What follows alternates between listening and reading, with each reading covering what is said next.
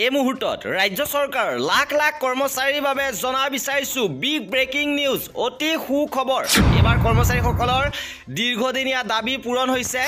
কৰ্মচাৰী পৰিষদৰ আলোচনাৰ অন্তত এই গুৰুত্বপূৰ্ণ খবৰ আহিছে। চৰকাৰীভাৱে নটিচ প্ৰকাশ কৰা হৈছে।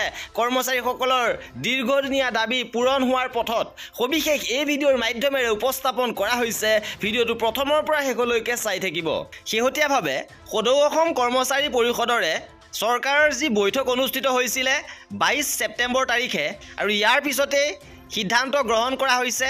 এই নটিচ প্ৰকাশ কৰিছে চৰকাৰৰ ফালৰ পৰা 4 জানুৱাৰী 2024 তাৰিখে এই নটিচখন প্ৰকাশ কৰিছে government of Assam department of personal বিৰ পৰা।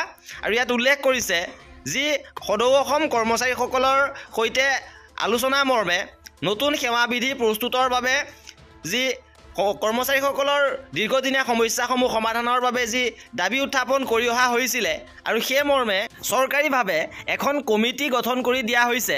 আৰু এই কমিটিখনত সদৌ অসম কৰ্মচাৰী পৰিষদৰ বিষয়ববীয়াসকলকো ৰখা হৈছে।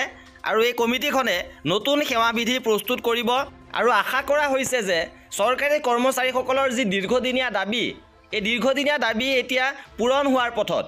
আৰু চৰকাৰী কৰ্মচাৰীসকলৰ প্ৰতিটো খবৰ পাই থাকিবৰ বাবে আমাৰ চেনেলটো ছাবস্ক্ৰাইব কৰি ৰাখিব। ভিডিঅ'টো শেষলৈকে চোৱাৰ বাবে বহুত ধন্যবাদ।